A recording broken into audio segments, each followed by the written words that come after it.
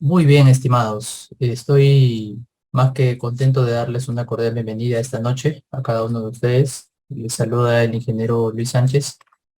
Eh, a nombre del equipo Company estamos dándoles una bienvenida muy cordial a cada uno de ustedes, quienes han depositado su confianza en nosotros, en Company, para poder brindarles lo que va a ser este curso. Un curso muy, pero muy interesante, este curso de la gestión efectiva de seguridad y salud en el trabajo en las empresas.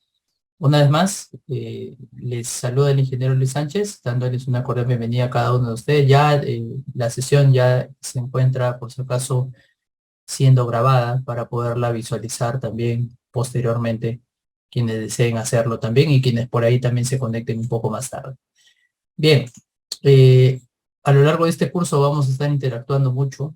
En realidad estoy yo dejando, miren, los micros abiertos para que puedan interrumpirme en cualquier momento. Siéntanse totalmente libres de poder a lo largo del curso interrumpirme para hacerme consultas. Vamos a hacer talleres en muchas de las clases. Vamos a también revisar aspectos normativos. Como bien saben ustedes, la parte de seguridad tiene mucho que ver con los aspectos legales, normativos.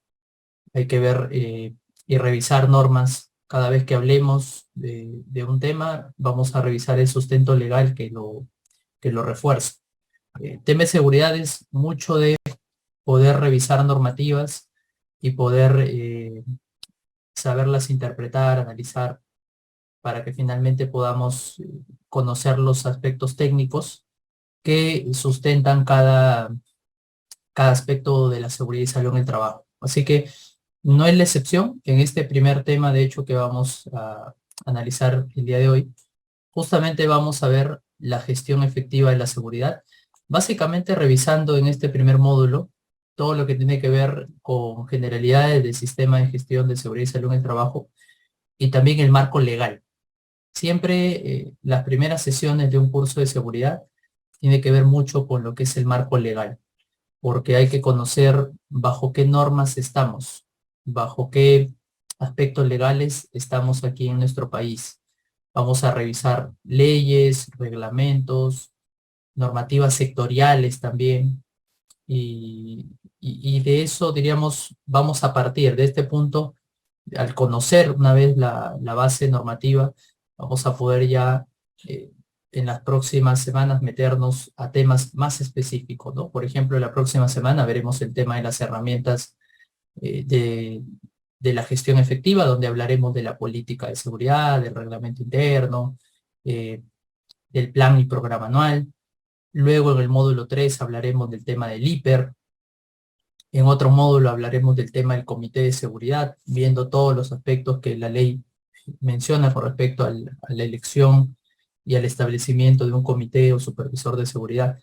En otro de los módulos hablaremos sobre el tema de preparación y respuesta ante emergencias, donde veremos todo lo que tiene que ver con la gestión eh, de la preparación y respuesta y también el tema de las brigadas de emergencia y los procedimientos de respuesta ante accidentes también o emergencias.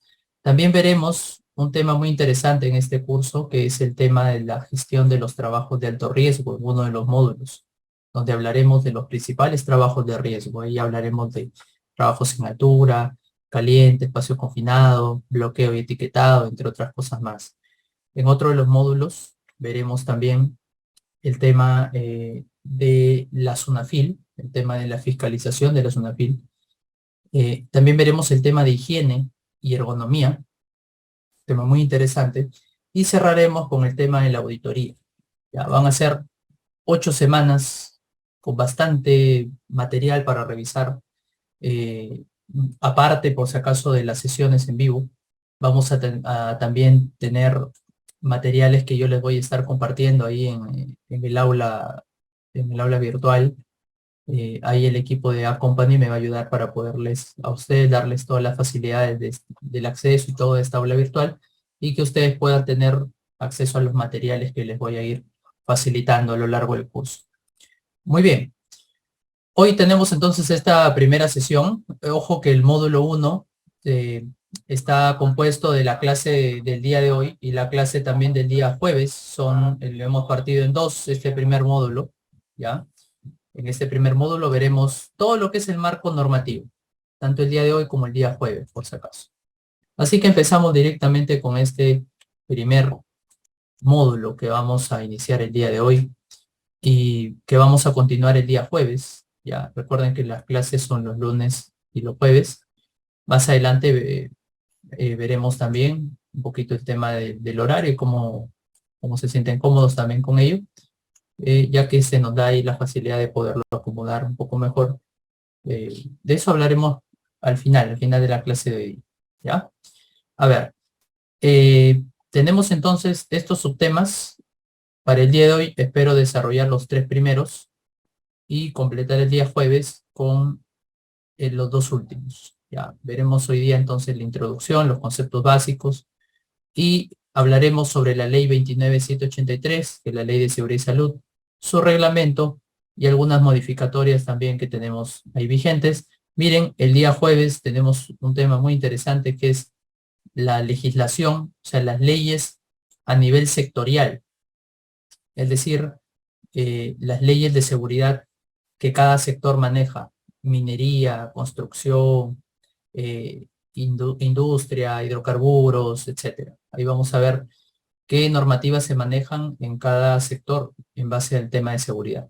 Y finalmente, el último subtema es cuáles son las últimas legislaciones, últimas normas que han salido del tema de seguridad. Veremos también cuáles son esos últimos cambios normativos que han habido o las últimas normas que en los últimos meses o años han sido emitidas y que tienen impacto directo con el tema de la seguridad.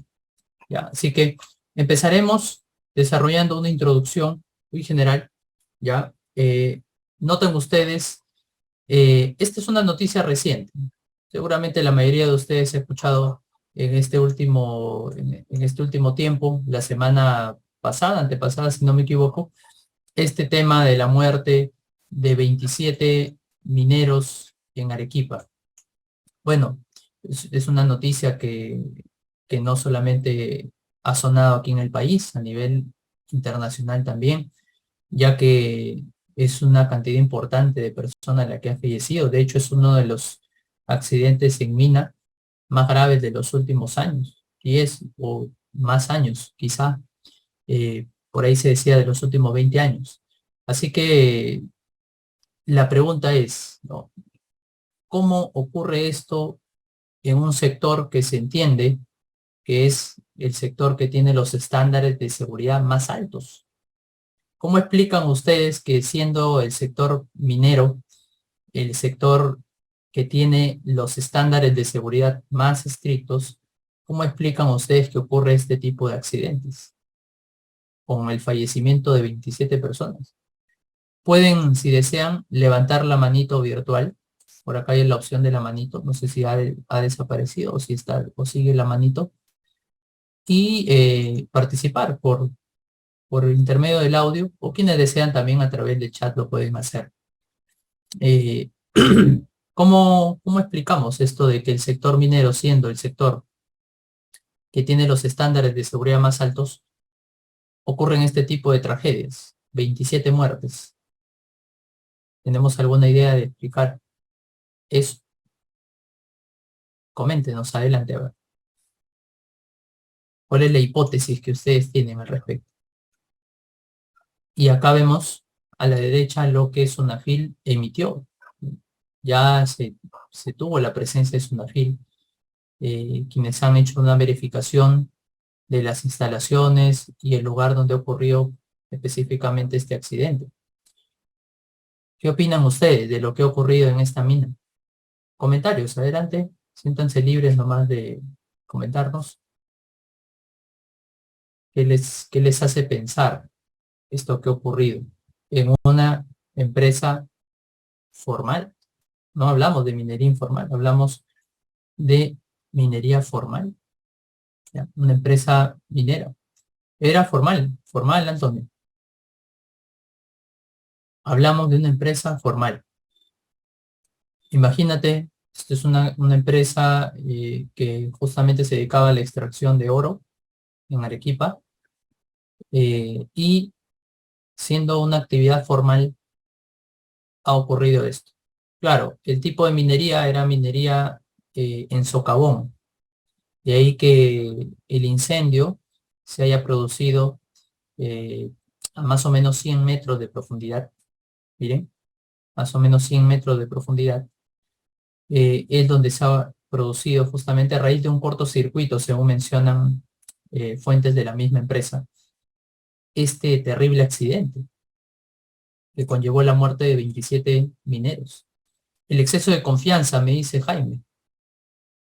Sí, el exceso de confianza puede ser, ¿no? Aunque tengamos en cuenta que este accidente ha sido, según mencionan, bueno, falta todavía el parte de Sunapil en base a la investigación que ellos realicen, ha sido generado, ellos han muerto, la mayoría de estas personas han muerto entre quemadas y asfixiadas, ya que se produjo un incendio en el socavón a 100 metros abajo, y pues tenemos ahí condiciones bastante factibles para que el incendio finalmente se desarrolle, ¿no? Hablamos ahí de que había presencia de material inflamable como madera, ¿no? Tenemos el calor también que se genera a profundidad y que prácticamente ha dado las condiciones ideales para que se desarrolle este accidente. Por ahí me dice Yuriet, quizás les faltó el seguimiento entre los procedimientos de seguridad o la falta de supervisión hacia los trabajadores. Puede ser. Las condiciones subestándar, también me dice Antonio. Sí, muy bien. Ya que un incendio no se produce por casualidad. Hay causas que terminan generando este incendio. Por ejemplo, la falta de mantenimiento, quizá. La falta de mantenimiento de la parte eléctrica. La falta de controles de seguridad, me dice Kelly. Muy bien. El IPER-C estaba actualizado. En el IPER estaban identificados estos peligros, la posibilidad de que ocurra un incendio. Bajo esas condiciones estaba notificado, identificado en el IPER como tal. Son preguntas que nos tenemos que hacer, ¿no? Y hay que justamente indagar. Estos sucesos, miren, a nosotros como profesionales de seguridad nos deben de prender ahí, como dice el interrogante, y un poco cuestionar, ¿no? ¿Por qué ocurre? ¿Por qué ocurren estas cosas? Siendo uno de los sectores que tienen los estándares de seguridad más altos, como el caso de la actividad minera. ¿Ya? Las razones que ustedes me han dado son muy válidas. Los felicito por mencionar cada una de esas razones. Por eso les digo, ustedes como profesionales de seguridad, estén siempre muy atentos a estas noticias. Estén muy atentos para poder ver cómo esto, qué lección aprendo esto en mi empresa, cómo me sirve esto para yo poderlo aplicar en mi empresa. Les hablaba del tema de las inspecciones. Se hizo inspecciones de seguridad, digo yo, a 100 metros abajo. Esta empresa realmente llegó a hacer sus inspecciones finalmente. Podemos también hablar sobre el tema de los controles del IPER que ustedes mencionaban, las condiciones subestándar que Antonio también decía por ahí. Varias cosas que se pueden haber escapado y que miren los resultados finalmente que se obtienen, ¿no? 27 fatídicas muertes que lógicamente nadie va a poder devolver, que es lo más triste, ¿no? Por más que haya un resarcimiento económico, hoy hay seguros que le dan un resarcimiento a la familia de las víctimas, pero no va a regresarse la vida de estas 27 personas que han fallecido, y eso es lo más triste. De ahí que como profesionales de la seguridad tengamos mucho que ver en la parte preventiva, ¿correcto? Repasemos algunos conceptos básicos para poder entrar en el tema que nos interesa hablar el día de hoy, que es básicamente los aspectos normativos. Hoy vamos a ver el tema de la Ley de Seguridad y Salud. El día jueves veremos las normativas de los diferentes sectores, como minería, construcción, hidrocarburos y otros más, ¿ya? A ver, acá tenemos algunas definiciones que yo no me las he inventado, por si acaso, están acá en esta norma que es el Decreto Supremo 005-2012, el reglamento de la Ley de Seguridad y Salud en el Trabajo, ¿ya? Observen estas definiciones que nos van a servir para entrar en el tema de la seguridad, que es el tema que queremos tratar. Accidente de trabajo, suceso repentino, todo suceso repentino que sobreviene por una causa. Noten, ¿ah? No hay casualidad en la seguridad, hay causalidad, hay causas. Siempre hay una causa que origina un accidente como el que hemos visto, 27 fallecidos en esta mina. No ha sido casualidad, no era porque ya les tocaba, porque era su día. Hay una causa que ha originado ese accidente y que queremos justamente descubrir. Y que se produce con ocasión del trabajo, ¿correcto? Causa o con ocasión del trabajo. Y que produce en el trabajador una lesión orgánica, es decir, algún órgano se ve afectado directamente del cuerpo de este trabajador. Una perturbación funcional que significa que alguna de las funciones de ese trabajador no la va a poder realizar ahora con normalidad. Por ejemplo, una función normal que tenemos es el movimiento de las articulaciones, como el caso de las manos, los brazos, los dedos. Pero si un golpe hace que yo no mueva ahora un dedo, no mueva la mano, estoy viendo afectado mi función motriz, de tal manera que eso es una perturbación funcional. La invalidez, que es el estado cuando el trabajador queda postrado, puede ser en cama, puede ser en silla de ruedas, genera un estado de invalidez, o incluso la muerte. Eso se llaman accidentes fatales ya, ¿no? Los accidentes fatales o mortales, que los que causan el fallecimiento, como el caso, por ejemplo, de lo que ocurrió en esta mina, 27 accidentes fatales, 27 muertes.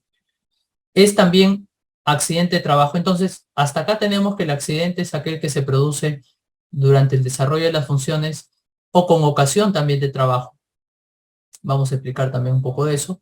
Y que produce lesiones, daños en el trabajador. Pero también es accidente aquel que se produce durante la ejecución de una orden del empleador. Claro, porque el empleador es el quien nos manda a hacer alguna función. O durante la ejecución de una labor bajo su autoridad, bajo la autoridad del empleador, porque el trabajador desarrolla una función que tiene que ver con su trabajo en la empresa, una función que puede ser parte de las funciones que él desarrolla dentro de su manual de funciones o para lo cual lo han contratado.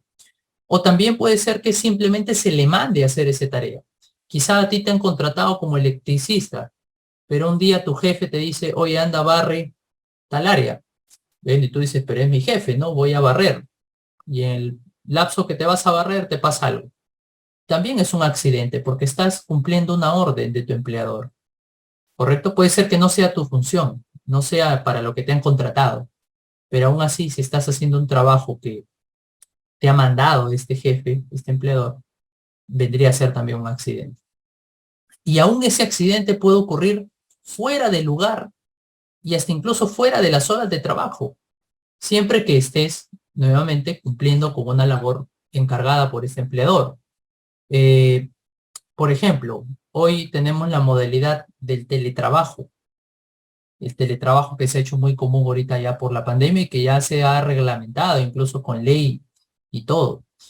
Eh, este teletrabajo, las personas que desarrollan el teletrabajo, que trabajan posiblemente desde su casa o algún lugar en el cual se encuentran, pero que no tienen que ir presencialmente a un lugar. La pregunta para ustedes sería, un accidente que ocurra, un accidente que le ocurra a este trabajador mientras hace funciones de teletrabajo, mientras desarrolla labores relacionadas a su teletrabajo. Por ejemplo, para ponerles un caso, este trabajador está con su laptop, está haciendo un teletrabajo, pero los cables de la laptop, al momento que él quiere desplazarse, no se percata o se olvidó de que la laptop estaba cargando y se enreda en el cable, se cae y se genera un golpe fuerte. Pongámosle una fisura de hueso, un golpe fuerte, o un esguince de tobillo. La pregunta es, ¿sería este un accidente de trabajo? Él está en su casa, él quizá esté ahí en un Sí, lugar que él ha claro. elegido. Jorge, adelante. Sí, claro, es un accidente de trabajo, porque está desempeñando funciones propias de su trabajo, sino que en la modalidad de teletrabajo. Excelente, muy bien. De eso se trata, ¿no? Identificar estos accidentes incluso, que pueden ser fuera del lugar de trabajo, hasta fuera de las horas de trabajo, siempre que se esté cumpliendo con una labor encargada por el empleador. Quizá tú ya cumpliste, suponte, que tu turno de trabajo es de 8 a 5, y a las 5 de la tarde tu jefe te dice, oye, te voy a mandar a otra área. Si, ojo, si estás de acuerdo también en hacer horas extras, porque se te va a pagar lógicamente, te quiero mandar a otra área para que apoyes. Tú dices, bueno, tengo un par de horas, así que le apoyo. Y en ese desplazamiento, en ese trayecto, o incluso en el área ya de trabajo fuera de tu hora, te accidentas, también vendría a ser un accidente de trabajo. Miren, miren todo lo que engloba esta definición del accidente de trabajo, ¿ya? Por eso es importante revisar estas definiciones que nos pone el reglamento. El tema del teletrabajo, hay una ley, por si acaso no hace poco ha salido, y ahí tenemos, o no hace mucho, perdón, acaba de salir, y ahí tenemos también temas de seguridad importantes a que revisar en lo que es el tema de la ley del teletrabajo, ya que ahora se le pide al teletrabajador que, de ser posible, si es que diremos, hay las facilidades, él puede hacerse su propio hiper en su casa. O sea, él en su casa tendría que, siguiendo un formato, identificar cuáles son los peligros. Y en casa también hay peligros, ¿no? Cuando hablemos del tema del hiper, vamos a hablar de eso, ¿no? ¿Cuáles son los peligros que yo tengo en mi casa? Bueno, así esté haciendo un teletrabajo, tengo la parte eléctrica, tengo quizá la deficiente iluminación, la exposición a las pantallas de visualización, el tema de ergonomía y otras cosas más ahí, ¿no? Entonces también hay peligros en la parte de teletrabajo. Fíjense hasta dónde va la seguridad, ¿no? Tenemos otra definición importante, la cultura de seguridad o cultura de prevención. Y esto es lo que todo prevencionista, todo profesional de seguridad quiere lograr, que se desarrolle finalmente esa cultura, ¿no? Acá hablamos de un conjunto de valores, principios y normas de comportamiento y conocimiento respecto a la prevención de riesgos en el trabajo que comparten los miembros de la organización. Conjunto de valores, principios y normas, ¿ya?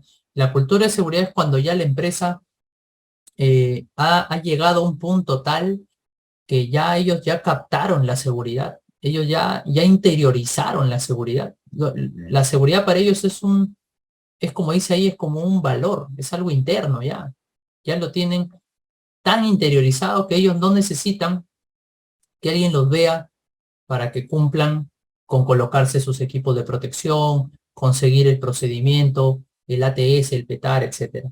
O sea, cuando una empresa ya llega a desarrollar la cultura de seguridad, que es lo que todos queremos lograr, es ese grado, claro, no es perfección, lógicamente, pero es llegar a ese grado donde los trabajadores han interiorizado la seguridad, lo han entendido como algo importante y se esfuerzan por cumplirlo, se esfuerzan por cumplirlo en su día a día, sin que alguien los vea.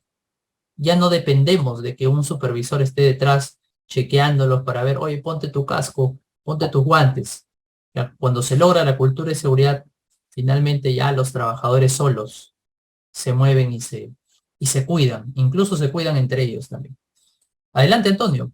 Acuérdense que pueden interrumpirme nomás, no hay ningún problema. Ingeniero, buenas noches. Bueno, yo solo por respeto, ¿no?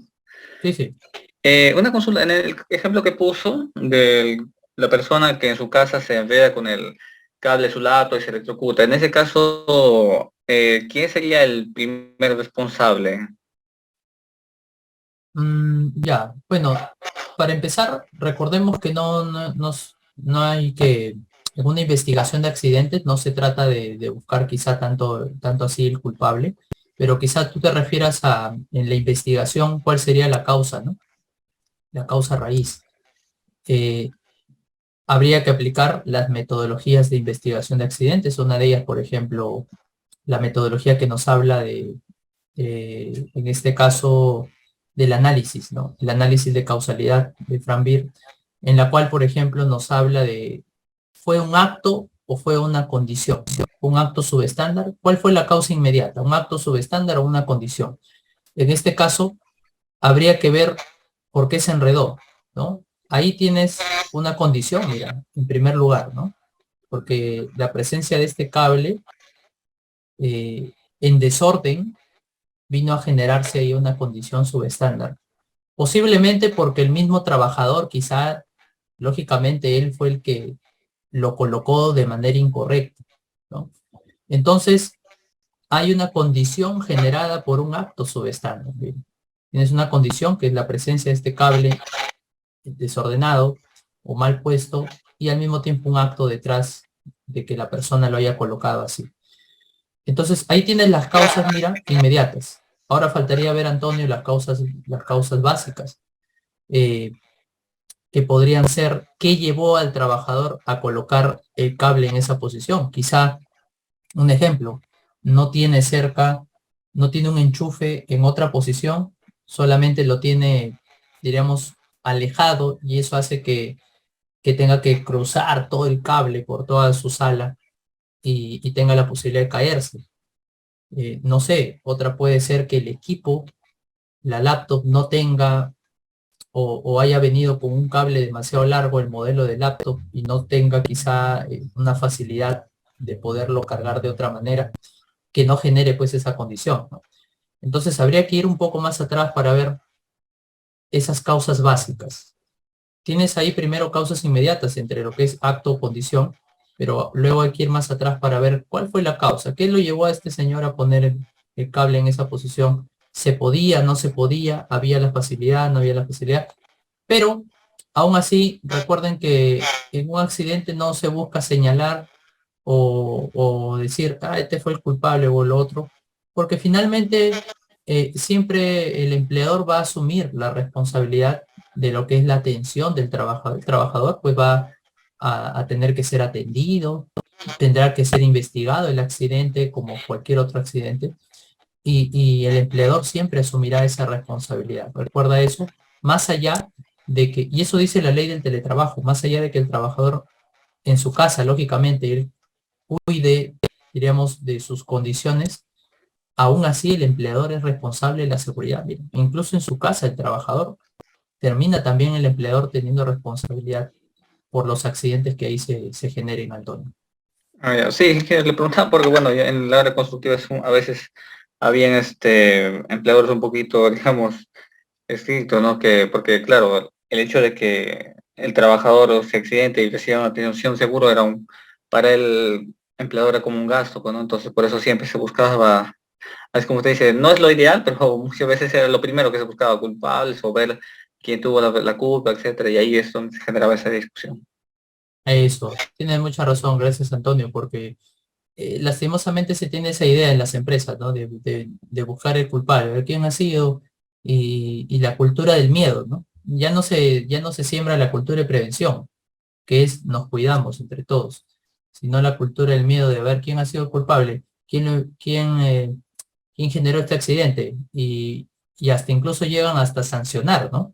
Llegan a sancionar, quieren suspenderlo, a veces hasta quieren votar al trabajador, pero como vamos a aprender más adelante, nosotros como profesionales de seguridad no sancionamos, no votamos gente, no suspendemos gente, porque nosotros no somos los jefes de los trabajadores. El único que puede suspender, votar, mandar a su casa a alguien es el jefe. Y nosotros no tenemos la potestad de votar, suspender a alguien, mandarlo a su casa, porque no somos los jefes de esos trabajadores. Nosotros sí podemos, como vamos a ver más adelante, paralizar un trabajo, suspender un trabajo momentáneamente hasta que las condiciones de seguridad se restablezcan, pero no podemos ir más allá como votar, suspender a alguien, eh, o meterle una papeleta o algo, porque eso lo determina el área que maneja el reglamento interno, que puede ser el jefe directo o el área, en muchos casos, administración o recursos humanos, que son los que ven, o hasta la parte legal, que ve el tema del reglamento interno de trabajo, ¿no? De eso hablaremos también en una de las sesiones. Pero muy buenas las preguntas y los alcances que nos brindan ustedes. Muy bien, entonces esa es la cultura de prevención, lo que se espera lograr en la seguridad. Ese estado donde el trabajador interioriza ya la seguridad como tal. La enfermedad profesional u ocupacional es la enfermedad que se contrae como resultado de la exposición a factores de riesgo. Miren, exposición a factores de riesgo en el trabajo. En el trabajo. O sea, una enfermedad profesional o ocupacional se desarrolla en el trabajo, no se desarrolla afuera. Para ponerles un ejemplo nomás, ese ejemplo me gusta siempre ponerlo porque me pasó a mí cuando estuve en la fábrica del aire. Me pasó esto. Teníamos un trabajador que este trabajador por mucho tiempo trabajaba en un área donde no había ruido, en un área donde, si no me equivoco, mezclaban los insumos, pero hacían la preparación de los insumos, pero no había máquinas mezcladoras, nada, no había ni una máquina. Era un área con un ruido casi controlado y los monitoreos lo sustentaban eso. Había monitoreos de ruido que decían que no había ruido en esa área.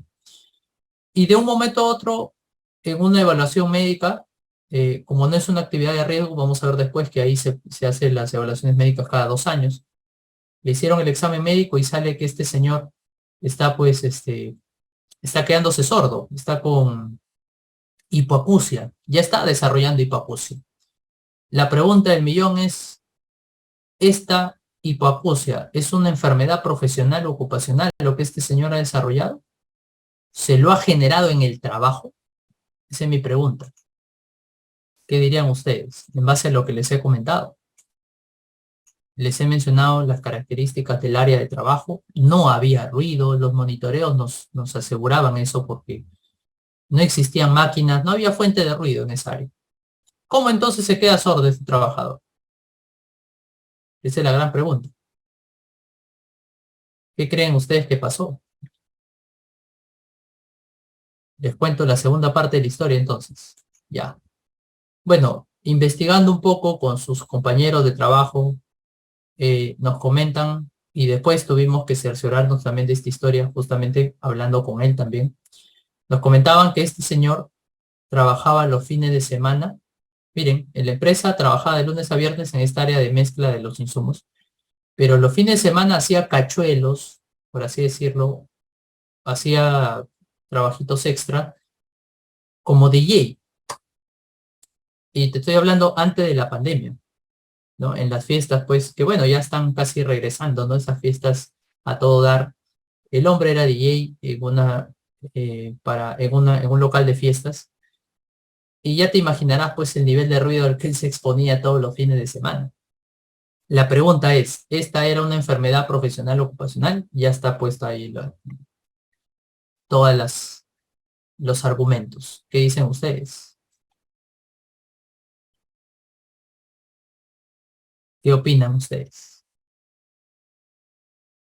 ¿Es una enfermedad profesional? Este señor se quedó sordo. ¿Enfermedad profesional o ocupacional, Jorge? No, no es una enfermedad, pero no ha sido resultado de la exposición relacionada a su trabajo. Correcto, muy bien. ¿Qué tipo de enfermedad sería entonces? Ingeniero, Jaime, adelante. ingeniero, para mí sí es una enfermedad ocupacional porque él desarrolla otro trabajo en otro centro laboral. Entonces, como consecuencia de ese trabajo de fin de semana que él realiza, a que está desarrollando la hipoacusia. Para mí es una enfermedad profesional del trabajo que realiza los fines de semana. Ah, ya, correcto. Ahí faltó entonces, muy bien, Jaime, gracias. Faltó aclarar, ¿no? Claro. ¿Era una enfermedad profesional para el AIVE? No, ¿no? Para el AIVE no, porque en el AIVE no había ningún tipo de exposición, ¿no? Pero sí quizá, como dice Jaime, en esta otra empresa. Bueno, que no era empresa, en realidad era un tema, como te digo, un tema común, nada más de él. Antonio, ¿quieres hacer una consulta? No, bueno, desde el punto de vista, bueno, está de acuerdo con Jaime, pero si no es una empresa formal o es algo cotidiano, no sería una enfermedad cotidiana, ¿no? Claro, o sea, porque si fuese otra empresa, etcétera, formal, ahí sí, pues una enfermedad ocupacional, ¿no? En todo caso, algo que me imagino vamos a ver son los exámenes médico ocupacionales, ¿no? Donde vamos a tener en línea base el trabajador y de cuál eso nos va a servir a la empresa, ¿no? Para ampararse de si es una enfermedad, cómo entra el trabajador y cómo sale, ¿no? Y a ver en qué estado entra y que va a servir más que todo para la investigación, pues, ¿no? En ese caso, ¿no? Porque hay casos también que trabajadores llegan así con sordera, por así decirlo, y ya de otros trabajos, ¿no? Y recién en la empresa lo dicen y la empresa a veces se hace cargo de eso, etcétera, ¿no? Y no es así, pues, ¿no? Así es, muy bien, Antonio. Sí, yo decía que esta parte externa, que es el trabajador, el trabajo de DJ era cachuelos, o sea, no es que trabajaba para una empresa o algo. Por eso es que no vendría a ser una enfermedad profesional. Vendría a ser una enfermedad profesional, pues entre comillas, si es que la otra actividad fuese una actividad formal o algo, ¿no? Pero no lo era y tampoco lo iba a asumir, creo, como tal, ¿no? Eh, Cuando no se trata de una enfermedad profesional, vendría a ser una enfermedad común nada más, ¿ya? Al menos para nosotros como Laibe, que éramos la empresa principal, lo que le pasó al señor era una enfermedad común nada más. No era un tema ocupacional porque, como bien dijo Antonio, teníamos los exámenes médicos que argumentaban que este señor estaba bien. Teníamos los monitoreos también de ruido del área, donde teníamos bien claro de que en esa área no había ruido. Y es importante que ustedes tengan todas estas herramientas, porque cuando venga Sunafil, este señor puede irse tranquilamente a la Sunafil y denunciar al AIBE, por ejemplo en este caso, y decir que la enfermedad se la ha generado ahí. Pero cuando venga Sunafil, nosotros tendríamos que argumentar que él no se ha hecho ese daño acá en la empresa. ¿Cómo? Como dijo Antonio, mediante exámenes médicos, mediante también los monitoreos, informes de monitoreos. Javier, ¿quieres comentar? Sí, una consulta.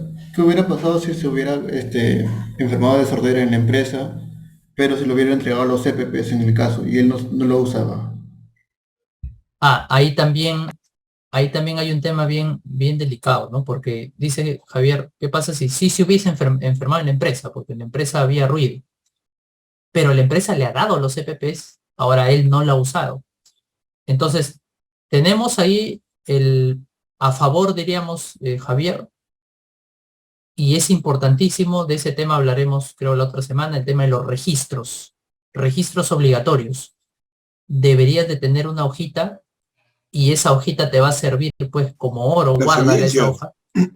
¿Cuál, Jorge? Las evidencias de que le han entregado, que lo han capacitado, de que ha sido evidenciado la entrega de los EPPs. Ah, así es, excelente. Las evidencias. Una de ellas, como mencionan, bueno, una de ellas es el registro de entrega del EPP, la hojita donde el señor fulano y tal te firmó de que se le entregó. La segunda que por ahí mencionaba Jorge era la capacitación. Se supone que tú lo has capacitado para que use el EPP y todo lo demás. Entonces ahí tienes otra segunda evidencia de que tú le has brindado la capacitación. Si él se queda sordo porque no se pone, eso es un acto subestándar. Hay un tema de él, que no se quiso poner el protector y que lógicamente habría que sustentarlo, ¿no? Mientras tú tengas, miren, aquí en un resumen general es, mientras uno tenga evidencias a su favor, no hay mucho que temer ahí. El trabajador puede irse a las instancias que él quiera, pero si es que la empresa, y por eso nosotros como seguridad es importantísimo tener las evidencias siempre. Acuérdense que no vale evidencias de palabra, todo tiene que ser evidenciado. Hasta incluso ahorita, sin exagerar, pero hasta un WhatsApp podría ser una evidencia. Bueno, en un caso pues de que por ahí Sunafil lo haga valer, podría ser también, porque al final es un medio de comunicación, ¿ya? Por ahí haya un fiscalizador quisquilloso que te diga, no vale, porque es red social, pero bueno, hay otros que sí lo cuentan como tal, ¿ya? Pero siempre usemos la vía formal, de preferencia usemos los correos electrónicos, las vías formales. Y los documentos firmados en físico, ¿no? Siempre eso. Siempre la evidencia va a ser, en ese caso, que tú estés tranquilo, que tú duermas tranquilo porque sabes que tú le has hecho pasar una capacitación, un examen, y finalmente le has entregado y ya cada persona también tiene que poner de su parte en este caso, ¿no? Así es el tema, ¿correcto? Muy bien, seguimos viendo para no quedarnos mucho acá. El empleador, miren, esta palabra es fundamental conocerla. Empleador, toda persona natural o jurídica, ¿ya? Persona natural podemos ser muchos de nosotros, o también quienes tengan negocio, por ejemplo. La panadería es posiblemente la panadería que está frente a tu casa o en la esquina es una persona natural. La farmacia que está por ahí por tu casa es una persona natural, quizá. Es una farmacia, diríamos, no de las grandes farmacias, ¿no? Una farmacia chica, una botica, si quiere llamarlo. El mercadito que está ahí por tu casa posiblemente sea una persona natural, quizá no sea una persona jurídica, que es una empresa como. pero también es un empleador, mira.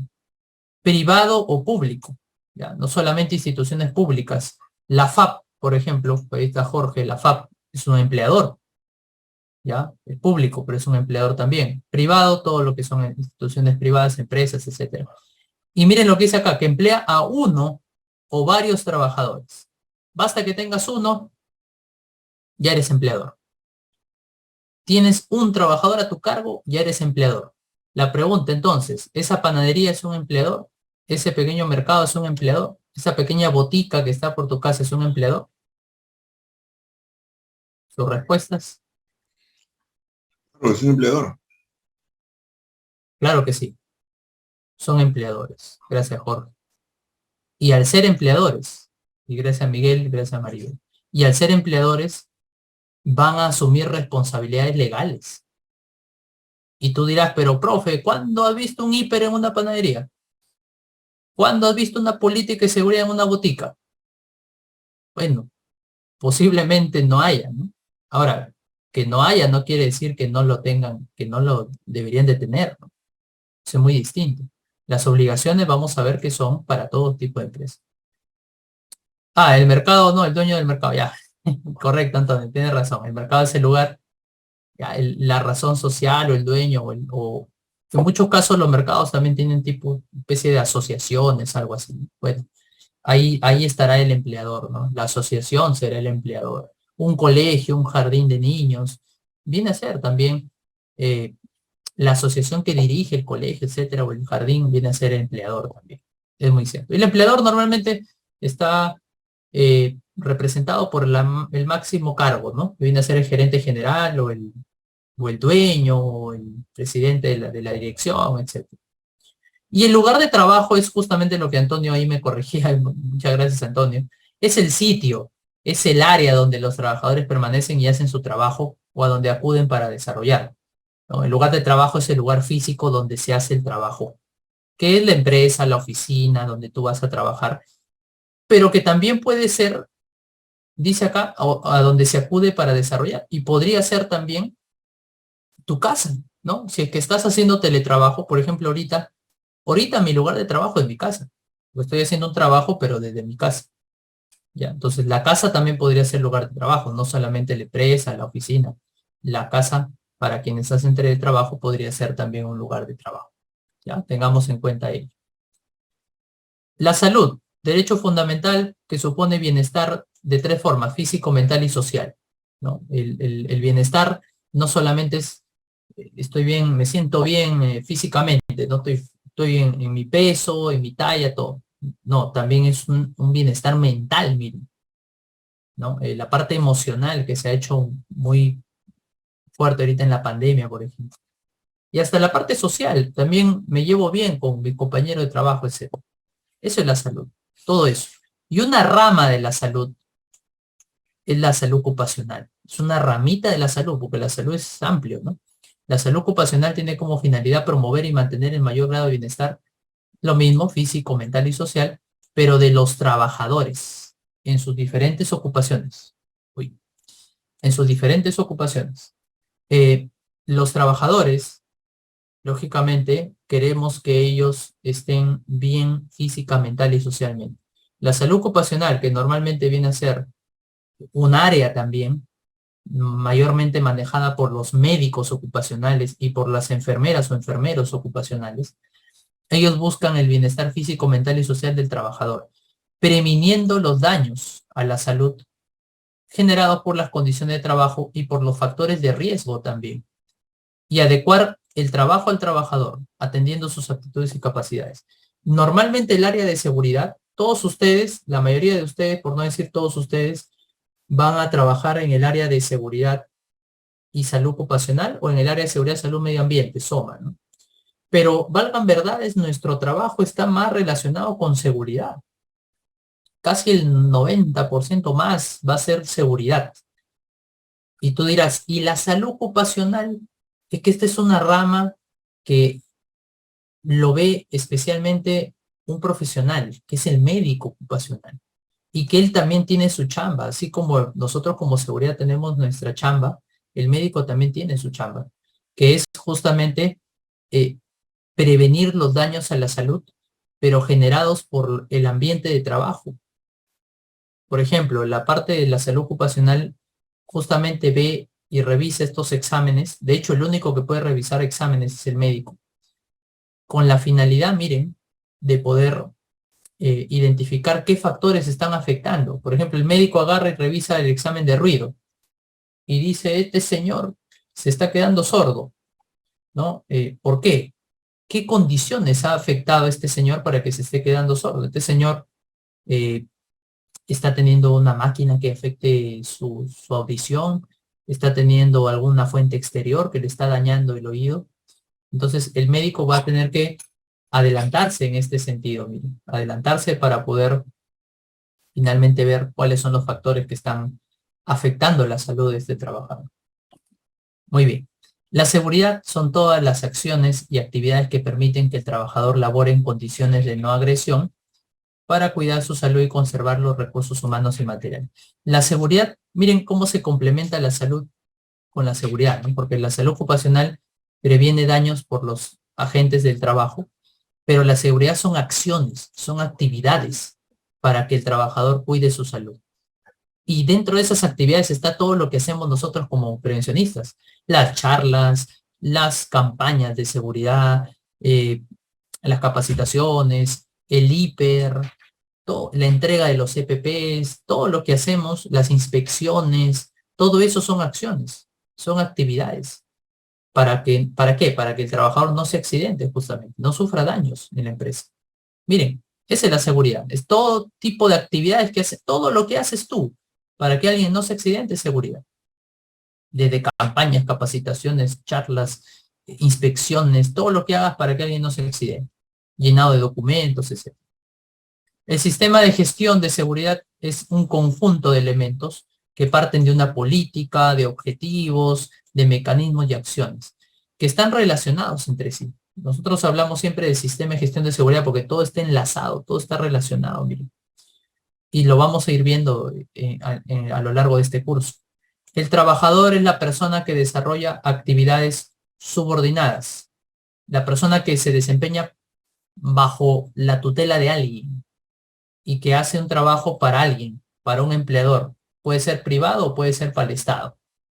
¿Ya? El trabajador es aquel que cumple funciones para alguien, sea para una empresa o sea para el gobierno, pero cumple funciones ese trabajador. Está bajo la guía de alguien. ¿Ya? Ese es el trabajador. Y lógicamente es remunerado también por ese trabajo que hace, ¿no? Muy bien, esas son algunas definiciones. Si hay preguntas me avisan. Son algunas definiciones que hemos visto. Sigamos viendo un poquito y hablemos sobre las normas, las normativas. Las normas, miren, ¿qué cosas son la normativa? La normativa es las normas, o también llamado conjunto de normas. ¿Y qué hacen estas normas? Nos guían, nos dirigen y ajustan el comportamiento de una persona o de una empresa. ¿Necesitamos guía? ¿Necesitamos normas? Sí. Si ustedes se ponen a pensar, ¿qué sería de nuestra vida si no hubiese normas o no hubiese leyes?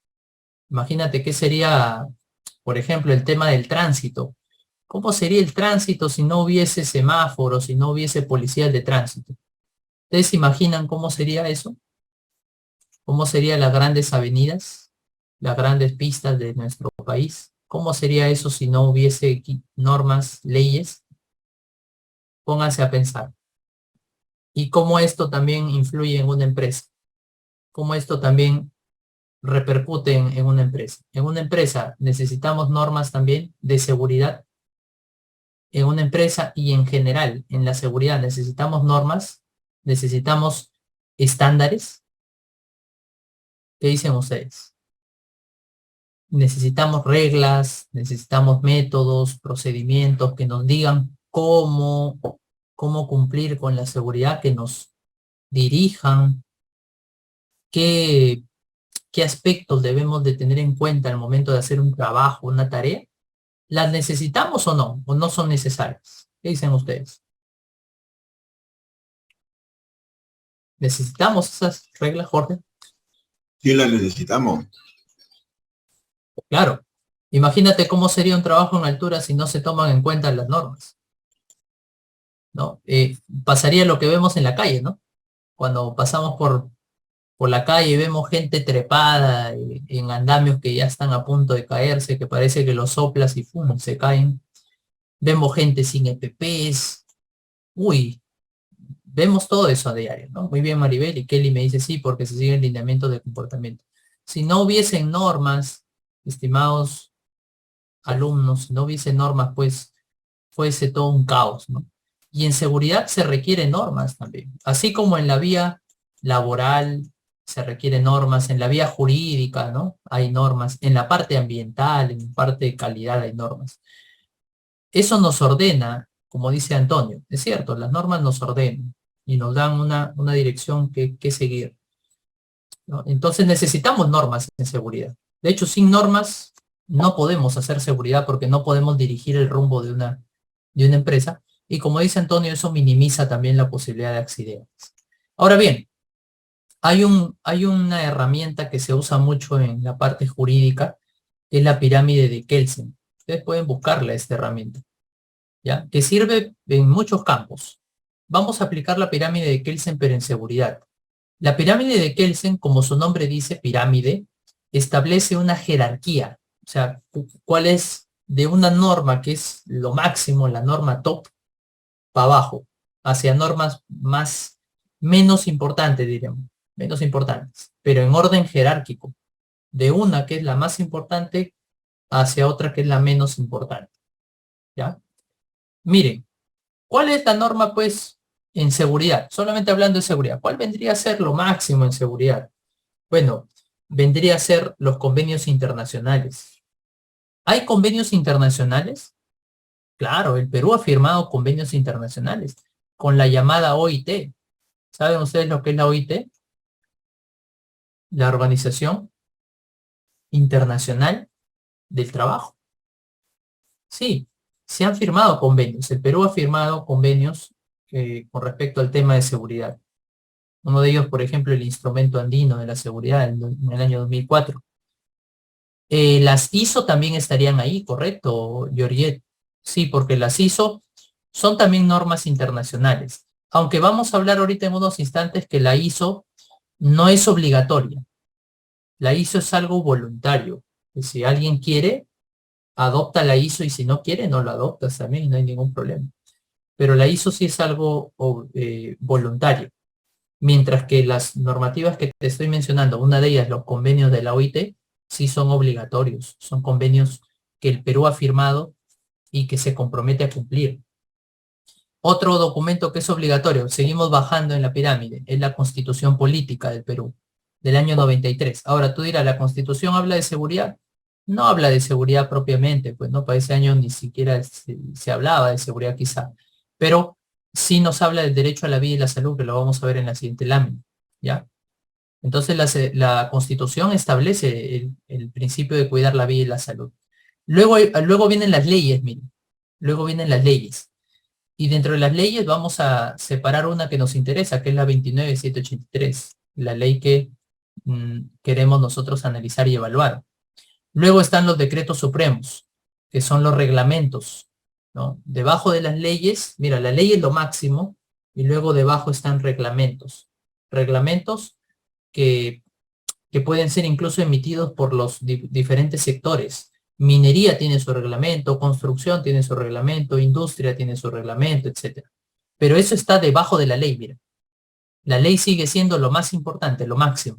Debajo están los reglamentos. Debajo están resoluciones que también establecen los ministerios, resoluciones ministeriales, por ejemplo. Y debajo de eso están ya dos herramientas legales como la ordenanza o la circular, que, por ejemplo, emiten los municipios. Un municipio, supongamos, a un municipio se le puede ocurrir, oye, yo quiero que en mi municipio no, las discotecas de acá del barrio no superen el estándar de ruido de 70 decibeles. No quiero que haya más de 70. Y emiten una circular, una ordenanza municipal. El municipio de La Molina, no sé, emite por si acaso a todas las empresas o discotecas, etcétera, centros nocturnos de baile, que no se puede, que está prohibido superar los 70 decibeles de ruido en este municipio. Entonces, esa es una ordenanza, por ejemplo, ¿no? Que también tiene un rango, miren, no como una ley que está más arriba, ¿no? Pero también se tiene que cumplir, lógicamente. Y ya debajo de todo están las normas internas de la empresa, las normas propias de la empresa, como los reglamentos internos, las políticas, procedimientos y otras cosas más. ¿Ya? Entonces, ahí tenemos también, en este caso, otros, ya las más bajitas, diríamos, los documentos de menor importancia, ya que están al último de la pirámide. Entonces, ese es el concepto de la pirámide. Lo que está arriba es lo más importante, lo principal en cuanto a normativa, y hacia abajo vamos viendo normativas de menor rango o menor importancia, pero que también siguen siendo normativas, por si acaso. ¿Ya? Y acá está lo que les decía de la Constitución. No habla de seguridad, pero sí en el artículo 2 y el 7. En el 2 nos habla del derecho a la vida, y al hablarte del derecho a la vida, pues lógicamente la vida es fundamental. Mira, por algo es el segundo artículo de la Constitución. Toda persona tiene derecho a la vida, y hay que cuidar esa vida, que es lo más valioso, ¿no?, que alguien tiene. Y también las personas tienen derecho a la protección de su salud, ¿ya? Y eso es lo que hacen las empresas al justamente brindarle todas las herramientas a los trabajadores para que finalmente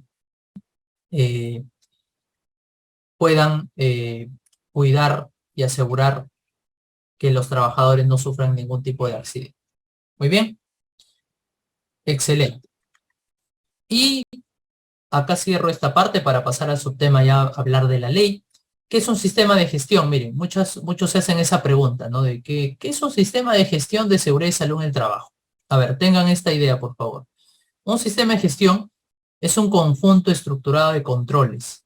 O sea, en un sistema de gestión abarca varias cosas, ¿ya? Varias cosas, pero que todas apuntan a un mismo rumbo, a lograr objetivos de la seguridad. Un sistema de gestión siempre apunta a alcanzar objetivos. ¿Cuáles son los objetivos?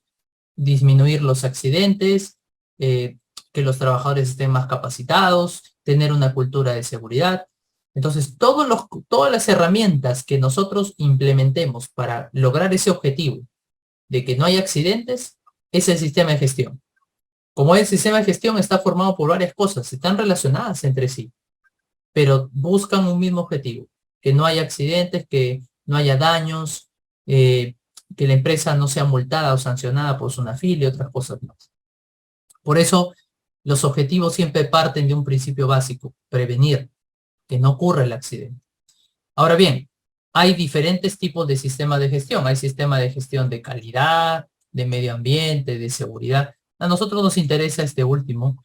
Ojo que cuando habla de sistema de gestión SOMA, habla de seguridad, salud ocupacional y medio ambiente. Y hay otros que hablan de SOMAC también. SOMAC, con C al final. Seguridad, salud ocupacional, medio ambiente y calidad encima le meten. ¿Se puede? Se puede, pero en realidad yo les digo, es mejor siempre tener las gestiones. Bueno, opino yo, ¿no?, que es mejor tenerlas por separado para poder hacer un mejor manejo. Aunque hay empresas que han logrado la integración, y no está mal, porque al integrarlo también optimizas recursos de alguna manera, ¿no? Disminuyes gastos, optimizas los recursos también. Y también es válido eso, por si acaso, ¿ya? También es válido. Muy bien. Hablando, para cerrar esta idea, hay un poquito de ruido, discúlpenme ahí, es que hay dos formas de que tú implementes un sistema de gestión: la parte obligatoria, ¿ya? Y la parte voluntaria, ¿ya? La parte obligatoria y la parte voluntaria. Lógicamente lo obligatorio manda, ¿no? Esto pesa más porque esto es lo que tienes que hacer, debes hacer, porque estás obligado a hacerlo, debes cumplirlo como tal. La parte obligatoria viene a estar enmarcado dentro de lo que son las leyes. ¿Tenemos una ley que nos diga que hay que implementar la seguridad? Claro que sí, lo vamos a aprender en este curso. Es la ley 29.783. Esa ley dice: oye, empresa, implementa un sistema de gestión de seguridad. Tienes que implementar tu sistema de gestión. Eso es lo que nos dice la ley 29.783. Debes implementarlo, es una obligación que lo hagas, y si no lo haces, pues vas a ser sancionado, multado, etcétera. Así que hay una obligación, miren, por parte de la ley peruana de tener que implementar un sistema de gestión. Lo voluntario viene a ser algo que cada empresa decide. Dentro de ello aparece la ISO, que por ahí me decía Yoriel. La ISO es un tema voluntario. Y dentro de las ISO que ustedes aprecian acá, la 9001 tiene que ver con tema de calidad, la 14001 tiene que ver con tema ambiental, la 45001 tiene que ver con el tema de seguridad. Esta es la ISO que directamente está relacionada con seguridad. Pero esto es algo voluntario, ¿ya? Nadie le pone, como dice, por así decirlo, nadie le pone pistola a alguien para que implemente la ISO. O sea, las empresas deciden hacerlo muchas veces porque un cliente a veces le pide, porque quieren tener algún tipo de prestigio, ¿no? Quieren aumentar su confianza también, y por eso lo hacen. Pero no hay una obligación directamente de tener que necesariamente tener ISO. Es algo opcional, ¿ya? Es algo voluntario, no hay una obligación. Muy bien. Hasta acá, preguntas. Hasta acá estamos avanzando. Preguntas, preguntas, preguntas. ¿Estamos claros? Ninguna pregunta, seguimos entonces. Ya. Si hay preguntas me interrumpen, no hay ningún problema. Vamos bien. ¿Ya? Y por si acaso vayan tomando apuntes. A veces por ahí hay cosas que menciono que no están ahí en las láminas, por eso tomen apuntes, revisen las grabaciones. Hay cositas que les voy soltando, algunos datos que son importantes, ¿ya? Pueden ahí tomar los apuntes también que desean. Hablemos entonces de la Ley de Seguridad y Salud, la Ley 29.783, su reglamento y modificatorias, ¿ya? Miren lo que les pongo acá en esta lámina. Esta lámina es clave. La evolución del marco normativo de seguridad. ¿Cómo ha ido evolucionando desde el año 2011? Allá por el 2011, hace más de 10 años, 12 años. El 2011 salía, o por así decirlo, se daba luz a la Ley de Seguridad y Salud en el Trabajo. Ley 29.783, Ley de Seguridad y Salud en el Trabajo. El año 2011 sale la ley, miren. Y es necesario que una ley sea reglamentada, porque la ley te dice aspectos generales. Una ley te dice el qué hacer, pero el reglamento te dice el cómo lo vas a hacer. Por ejemplo, la ley en una parte te dice, las empresas que tengan 20 o más trabajadores deben tener un comité de seguridad. Y nada más. Más allá no te dice. Pero el año siguiente, el 2012, sale el Decreto Supremo 005-2012-TR, que es el reglamento, y en el reglamento hay un montón de artículos que hablan del comité. Y ahí sí te dicen que el comité, te dicen que en el comité debe haber un presidente y un secretario, te dicen que el comité debe hacerse, se está conformado por dos grupos, uno que representa a la empresa, otro los trabajadores, que para los trabajadores es una votación, que no pueden participar el gerente, los de confianza en esa votación y un montón de cosas. O sea, el reglamento te especifica ya aspectos bien claros de cómo llevar a cabo esa implementación del comité. En lo que en la ley te decía en una línea nomás, el reglamento te lo detalla. Porque la ley te dice el qué, pero el reglamento te dice el cómo lo vas a hacer. Y a partir de ahí, miren, han salido una serie de normas. El 2013, por ejemplo, sale la resolución ministerial 050-2013, donde tienes todos los formatos para tu sistema de gestión. ¿Quieres saber cómo hacer un hiper? ¿Quieres saber cómo hacer un diagnóstico en línea base? ¿Cómo haces por ejemplo, un mapa de riesgos? ¿Cómo haces un plan anual? Todo está ahí. Todos los formatos ya están ya. Nadie tiene que inventar nada porque ya los formatos están en la RM 050-2013-TR. Ya nos dan los formatos referenciales. Ahí está la información mínima que debe contener estos documentos. Luego, el año 2014, sale una primera modificatoria de la ley 30222. Ya, miren, vamos acá a analizar temas legales. la ley 30222, genera una flexibilización en lo que es la parte de los registros, porque hasta ahí, miren, ya habían pasado recién 3 años de la ley al 2014, de 2011 al 14, y ya las empresas ya empezaron a quejarse de que es mucha plata, de que hay que hacer gastos para implementar la seguridad y toda la cosa. Bueno, en 2014 sale una ley donde les genera una simplificación. Por ejemplo, les dice a las micro y pequeñas empresas, ustedes no tienen que hacer tantos documentos, pueden hacer menos. Pueden solamente presentar 3 o 4 registros. De eso hablaremos también en una clase posterior. Pero les genera una simplificación. O sea, les ahorra un poco de trabajo. Miren. Ya, debido a la presión de las empresas, el Estado agarra y dice, ya vamos a flexibilizarlo un poquito. Parece que muy dura es la ley. Y les ahorra un poquito de trabajo ahí a las micro y pequeñas empresas. Ese mismo año 2014, toda ley requiere su reglamento, así que la ley es reglamentada. Miren, con el Decreto Supremo 006-2014-TR, que justamente regula el tema que les menciono de la simplificación con los registros, y también nos habla de que las capacitaciones, ¿ya? Deben de hacerse las capacitaciones de seguridad en base a los peligros y los riesgos. Eso es algo que también menciono. Por si acaso, todas estas normas, yo se las he compartido en lo que es el aula virtual. Ahí van a tener ustedes acceso a todas estas normas que acá menciono, y otras más que veremos el día jueves también. Cuando deseen lo pueden revisar, leer, no hay ningún problema, para que las puedan tener ahí. Muy bien, entonces el reglamento fortalece lo que la ley 30222 dijo. Luego nos vamos al año 2016, nos adelantamos al 2016, donde acá se modifica el reglamento nada más. Ya no la ley, solamente el reglamento. En el Decreto Supremo 016-2016-TR. Aquí básicamente se habla de un aspecto muy importante, que son los exámenes médicos ocupacionales, también llamados EMOS. EMOS porque exámenes médicos ocupacionales. Los exámenes médicos, hasta este entonces todavía se hacían una vez al año, todos los años se tenían que hacer, pero las empresas empezaron a quejarse que no se puede hacer examen todos los años porque es mucha plata. Entonces, se estableció una diferencia, ¿no? Hay 3 tipos de exámenes médicos, de eso también hablaremos.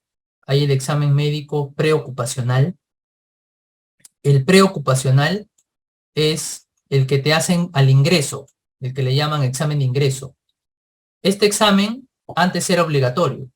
Ahora ya no es obligatorio, sino que es opcional, pero sí se recomienda siempre que se le haga. Yo personalmente digo, esto ya no es obligatorio a raíz de esta ley, pero qué importante es hacerle el examen de ingreso. Por ahí Antonio hace rato dijo, ¿y yo cómo sé que este trabajador entra bien a mi empresa, no?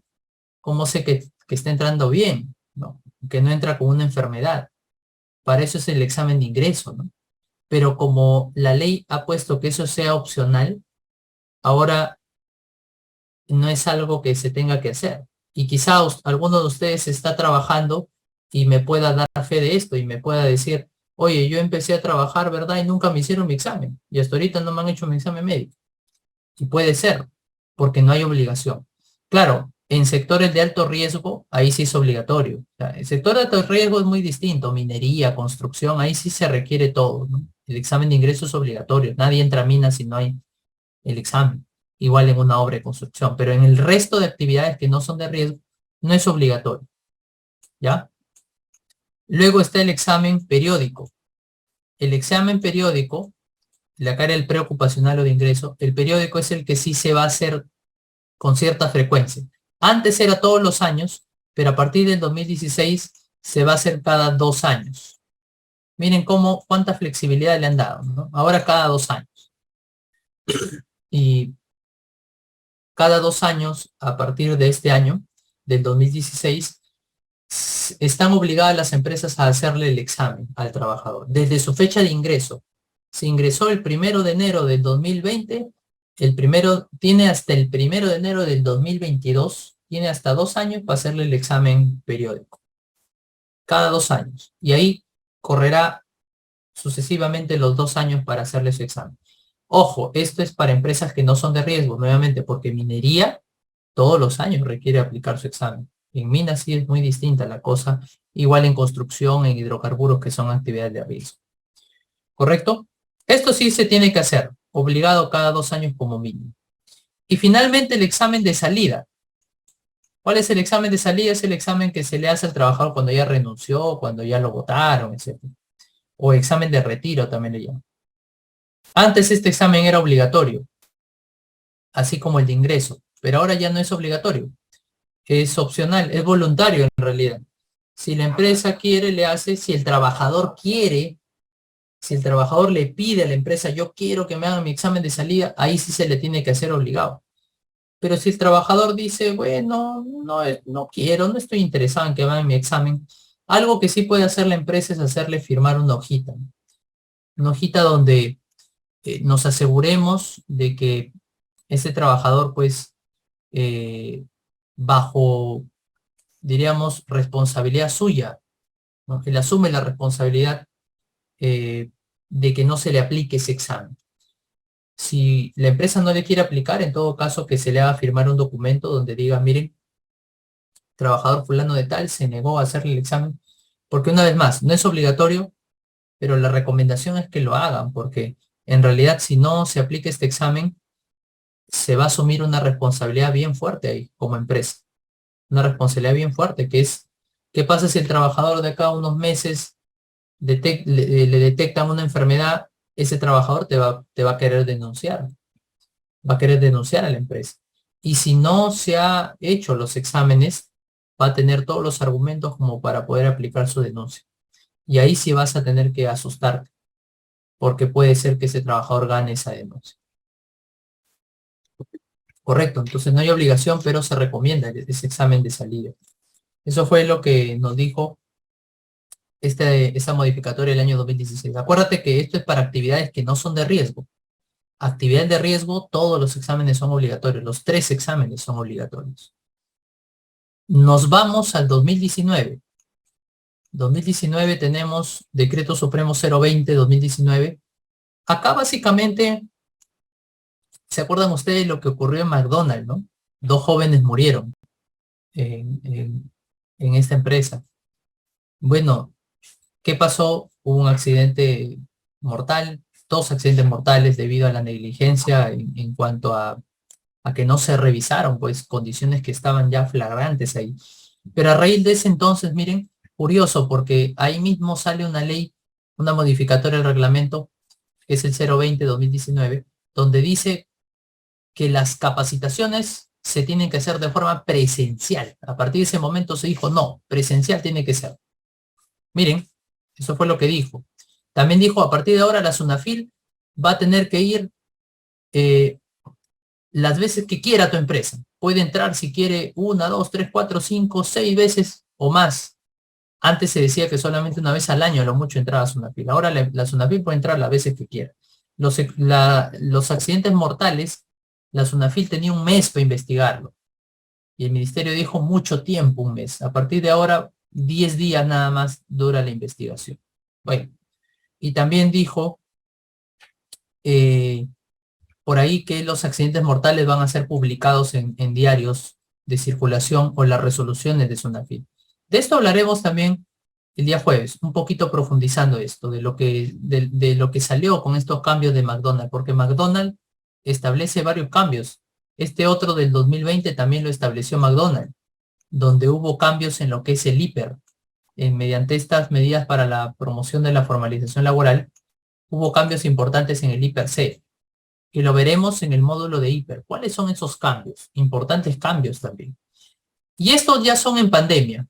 El 1499-2020 es una norma que establece ciertas flexibilidades en pandemia, como el tema de que el comité podía seguir funcionando, ¿no? Eso lo veremos el jueves, un poquito más de cerca.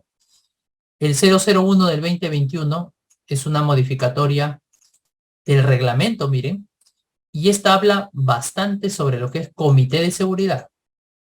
Habla muchísimo de lo que es comité de seguridad, estableciendo cambios importantes en sus funciones, en su forma de elegir el comité y otras cosas más, que lo veremos también en el módulo del comité. Y esta que salió también a finales del 2021 es una ley que modifica 2 artículos nada más de la 29783, es la ley 31246. También lo veremos el jueves, porque estos 2 artículos son muy puntuales. Uno habla sobre los CPPs, el otro habla sobre las pruebas de tamizaje. De eso lo veremos el jueves y veremos qué ha cambiado. Cosas muy puntuales nada más. Pero esta es la evolución, miren, de cómo ha ido cambiando la seguridad en el Perú en los últimos años. Desde el 2011 que salió la ley hasta el 2023. No ha habido modificatorias en la ley en los 2 últimos años. Hay que esperar, hay que estar muy atentos porque esto siempre va cambiando. Hay que estar muy pendientes de lo que son las normas y eso. Hasta acá estamos claros, me avisan para entrar ya a hablar de la ley 29783 ya de lleno. Si hay preguntas, me avisan. Muy bien. Continuamos entonces. ¿Ya? Observen aquí. Objetos. Objeto de la ley 29783. Es decir, objetivo. ¿Para qué se creó la ley? Bueno, el objetivo es promover la cultura de prevención de riesgos laborales. Ahí está. Que se logre la cultura de seguridad. Para eso se estableció la ley, para que las empresas desarrollen esa cultura. Y acá están los 4 actores principales de la ley. ¿A quiénes va dirigida la ley de seguridad? Bueno, la ley de seguridad va dirigida, miren, en primer lugar a la empresa, al empleador va dirigida la ley. Ya, de hecho, las obligaciones en su mayoría son para la empresa, ¿no? La empresa es la que más asume, más responsabilidad asume. El rol de fiscalización, ¿quién ejerce la fiscalización en seguridad? ¿Cómo se llama ese ente? Ustedes lo conocen bien. ¿Cómo se llama en el sector privado? ¿Quién fiscaliza seguridad? ¿Cómo se llama? Sunafil. Sunafil, muy bien, Jaime. Sunafil es en la parte privada, empresas privadas. ¿Y en el sector público alguien fiscaliza la seguridad? Servir. Público. Jaime, Servir. muy bien, Servir, excelente. Servir es otra institución, pero ya es pública, que fiscaliza el tema de seguridad en instituciones públicas. Ya tengamos en cuenta eso, Sunafil y Servir, las 2 entes de fiscalización. ¿Ya? Los trabajadores, lógicamente, participan en la ley porque la ley va destinada a proteger al trabajador. La ley busca cuidar al trabajador. Y el sindicato también, porque hay ciertas funciones que la ley le da al sindicato, como por ejemplo, el tema de la elección del comité, ¿no? El comité de la ley dice que las elecciones lo hace el sindicato, lo organiza el sindicato. Así que es otro tema también que hay que tener presente. El sindicato también participa. ¿Ya? Pero ahí están los 4 actores principales. La empresa, el empleador, la Sunafil, en caso privado, Servir en público, los trabajadores y los sindicatos. A ellos va orientada la ley. A ellos les aplica directamente la ley. ¿Ya? Pero acuérdate que empleador es cualquier tipo de actividad, ¿no? Puede ser una persona natural, un negocio, una tiendita, una pequeña bodega, una panadería, es un empleador. Y está bajo la ley. O sea, una bodega debe tener todo lo que le pide la ley al empleador. Sí, porque mientras tenga gente trabajando, está bajo la ley. Ya, hay que tener en cuenta eso. Ámbito de aplicación. ¿A quiénes les aplica la ley de seguridad y salud? La ley 29783. Miren, 4 entes a quienes les aplica, o a quienes diríamos en donde se tiene que tener en cuenta los aspectos que la ley menciona. Régimen privado, todo lo que es empresas privadas, instituciones privadas, también colegios, universidades privadas, y todo lo que tiene que ver con empresas, ¿no? De todos los tipos de sectores, de todos los tipos de sectores económicos y de servicios, empleador y trabajador. Mira, todas las empresas están bajo la ley 29785. Nadie se salva en realidad de esta ley. Régimen público, instituciones públicas. Pregunta, ¿la municipalidad le aplica la ley 29783 a un municipio? ¿Qué dicen ustedes? A una universidad privada, o perdón, pública, la San Marcos, la que ustedes quieran. a un colegio público le aplica la ley de seguridad y salud? Claro que sí. Mira, o sea, un colegio, una universidad pública está bajo la ley, tiene que cumplir con todo lo que esta ley menciona. Ya, todo, miren, prácticamente la ley abraza todo tipo de actividad. A los trabajadores por cuenta propia, miren, independientes también, pero que desarrollan algún tipo de servicio. La Fuerza Armada, la policía, ahí está, la FAP, Jaime, Jorge, ¿no? Desaplica la ley de seguridad y salud. También tienen peligros, también tienen riesgos, también debe tener su hiper, todo lo que la ley menciona. Por eso, acá dos de sus compañeros, Jaime y Jorge, trabajan en el área de seguridad de la FAP. Miren, en el área de seguridad, hay un área de seguridad que ve la implementación del sistema de gestión también en estas instituciones públicas, ¿ya? Y en aplicación del principio de prevención se incluye a toda persona bajo modalidad formativa. Hablamos aquí de practicantes, trabajadores autónomos, quienes hacen trabajos de forma independiente, bajo recibo por honorario, incluso aquellos que sin prestar servicios se encuentren dentro del lugar de trabajo. ¿Qué nos dice este principio de prevención? Que lo vamos a revisar en unos instantes también. Que hay que cuidar la vida, que hay que proteger a todos en una empresa. A los practicantes también hay que cuidarlos. A los trabajadores que están bajo recibo por honorario, bajo otra, bueno, son locadores de servicio, en realidad, o independientes, bajo otra modalidad, no solamente quizá de tiempo completo, hasta part-time, otras cosas más, también hay una responsabilidad del empleador. Hay que prevenir daños en ellos. Incluso si se tratara de un cliente, incluso si se tratara de un visitante. Miren, hay empresas que reciben visitas. Por ejemplo, en esta fábrica de Live donde yo trabajaba, todos los días venían visitas de colegios, de universidades. Y si hubiese ocurrido un accidente con alguno de ellos, hubiese habido una responsabilidad también del empleador. Porque nosotros somos los responsables de cuidarlos a estos visitantes. Y eso tiene que ver con el principio de prevención. Miren todo lo que abarca el tema de seguridad. Cómo debemos de ver estos aspectos, ¿no? de la prevención. ¿Hasta dónde llega la prevención? ¿Ya? Muy bien. De hecho, miren, dentro de lo que tiene que ver con la parte de los principios de la ley 29.783, acá tenemos 9 principios que abarca la ley. El principio de prevención lo acabamos de ver, ¿no? Hay que prevenir accidentes y daños. Y el empleador es responsable de implementar medidas para prevenir. Y prevenir implica antes. Antes de que pase el accidente hay que agotar esfuerzos para que no ocurra ese accidente, para que no sufran ese daño los trabajadores. La responsabilidad. El principio de responsabilidad nos dice que el empleador asume toda la responsabilidad de un accidente. O sea, y ahorita vamos a hablar un poco sobre eso. No pensemos que el área de seguridad del prevencionista, si es que hay un accidente, el prevencionista es el responsable, pues, ¿no? Él tiene que asumir todo. Él es el malo de la película. En realidad no.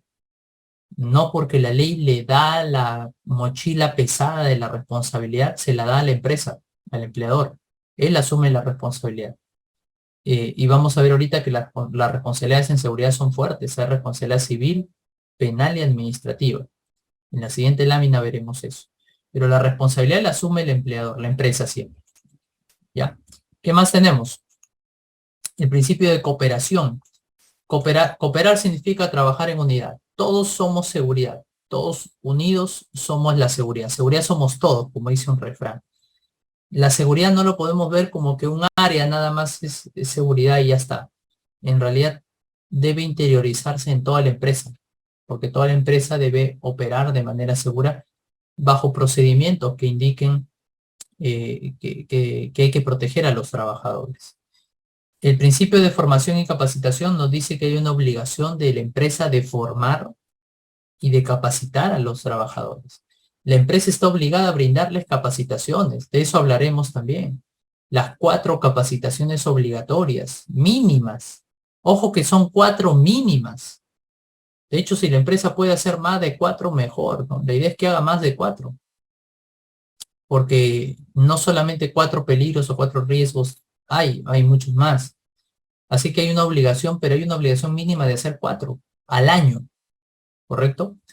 Y de brindarles entrenamiento también, por ejemplo, a las brigadas y todo eso, y de informarles a los trabajadores de sus peligros, sus riesgos. De eso hablaremos también en una clase posterior, de cómo se le forma a los trabajadores y de qué cosas hay que informarles también. La gestión integral nos dice que la seguridad forma parte de un todo. La seguridad no lo debemos de ver como algo aislado, separado, sino que la seguridad forma parte de un todo, de una gestión integrada, ¿ya? No como el área problemática, no. La seguridad tiene que verse como una gestión tan igual como una gestión administrativa, contable en la empresa. Es un área fundamental también la seguridad en la empresa. La atención integral de la salud nos dice que trabajadores que sufran lesiones o accidentes deben de recibir esa atención y es importante que la empresa les asegure esa atención, sobre todo en casos de accidentes. La consulta y participación nos dice que los trabajadores deben ser consultados y participar. Por ejemplo, los trabajadores eligen a sus miembros del comité. Nadie le puede quitar ese derecho. Los trabajadores participan de las capacitaciones, de las charlas de 5 minutos. Están obligados a hacerlo. La ley les dice que lo hagan. El principio de primacía de la realidad nos dice que cuando el papel dice algo y cuando la realidad dice otra cosa, manda la realidad. O sea, lo que se ve en vivo y en directo. Por ejemplo, muchas empresas en sus hiper colocan, sí, yo voy a poner acá una máquina, voy a poner un robot acá para que haga el trabajo, voy a automatizar todo y voy a hacer que ya no haya peligro. ¿Ya? En el hiper puedes poner 100 cosas. El papel, como dice, aguanta todo, hay un refrán, ¿no? Pero si en la vida real la SUNAFIL viene y ve que no hay nada de estos controles, ¿qué es lo que va a mandar? ¿Lo bonito que hayas puesto en tu hiper o la realidad? Bueno, la realidad prima, como dice ahí, primacía de la realidad. Y la empresa va a tener que ser sancionada finalmente porque no ha aplicado los controles que se comprometió en ese documento del IPRC. Y el principio de protección, como su nombre lo dice, la empresa pues tiene la obligación de proteger a todo tipo de trabajador, incluso también a los terceros, contratistas, visitantes que se presentan en la empresa. Noten, seguimos avanzando con la Ley de Seguridad y Salud. No vamos a tener pues el tiempo, me hubiese encantado, porque desarrollar un curso de lo que es la ley es un curso que nos toma pues muchísimo tiempo. Por eso es que yo les he brindado a ustedes en el aula virtual todas las leyes, y esa va a ser una tarea en realidad para ustedes, que puedan darle una leída a esas leyes. Yo sé que es pesado, a veces estamos peleados con los libros, con la lectura, pero en seguridad hay que hacer. De hecho, si no lees, no vas a conocer los estándares, no vas a conocer qué es lo que dice la ley con respecto a cierto trabajo, a cierta obligación. Si no leemos, en realidad va a ser muy difícil poder hacer seguridad. La seguridad está escrita ya. Los estándares están ahí puestos en las normativas. Claro, en este curso te lo vamos a dar, como se dice, todo masticadito. Pero ten muy presente que igual tú debes de también leer, reforzar tu lectura, ¿ya? Por ejemplo, si yo tuviese que resumir la ley 29783, esta ley tiene este enfoque, miren. Un enfoque PHBA. Para los que han llevado cursos de ISO, PHBA es el enfoque que tiene las normas internacionales, como la ISO, por ejemplo.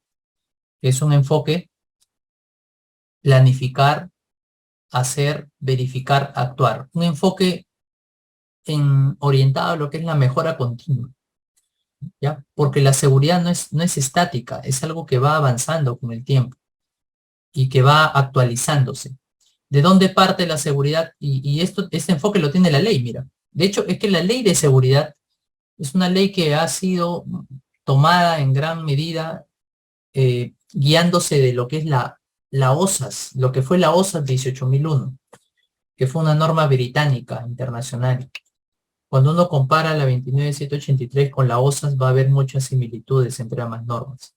Entonces, es muy probable pues que al elaborar la ley de seguridad se hayan copiado un poco de lo que es la OSAS, ¿ya? Porque tiene un enfoque muy, pero muy parecido. Entonces, miren, este es el enfoque que tiene la ley. La ley parte y nos habla de que la empresa debe tener primero una política de seguridad. Después de esa política, debe de organizarse el sistema de gestión, ¿ya? Mediante la formación del comité, mediante el desarrollo del IPER y otras cosas más. Lo veremos también en el curso. Luego se planifica cómo se va a desarrollar la seguridad a través de los planes, como el plan anual. Y luego se empezará a aplicar, ¿no? Todo lo que nos hemos planificado empezaremos a aplicar. Empezaremos a hacer nuestras capacitaciones, nuestras charlas, inspecciones, todo. Empezaremos a desarrollar todo lo que nos hemos proyectado. Y una vez que tú empieces a desarrollar, vendrá también la auditoría y la revisión. Porque ¿cómo sabes que estás haciéndolo bien?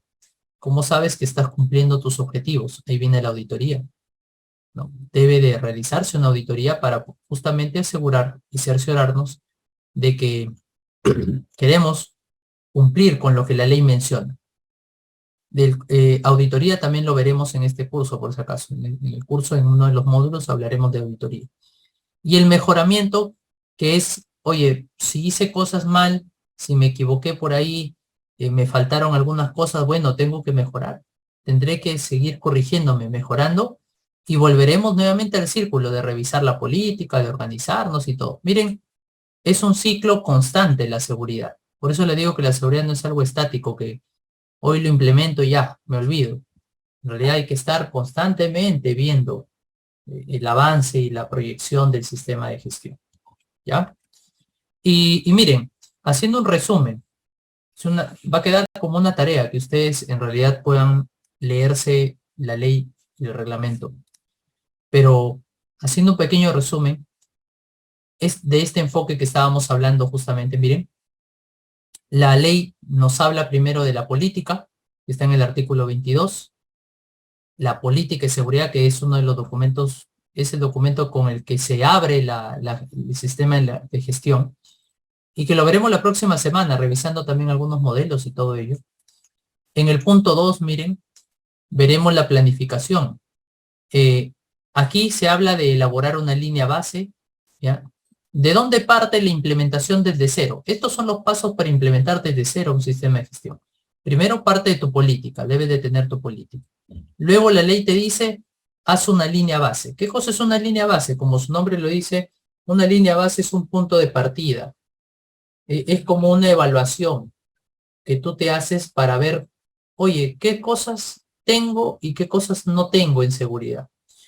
Puede hacer que tú digas, bueno, no tengo nada en esta empresa, pero en realidad sí hay cosas, sí hay, ya una empresa a veces tiene un orden, ya tiene ciertas cosas, por ejemplo, tiene implementado extintores por ahí, porque es algo que te piden para que tú puedas abrir una empresa, lógicamente.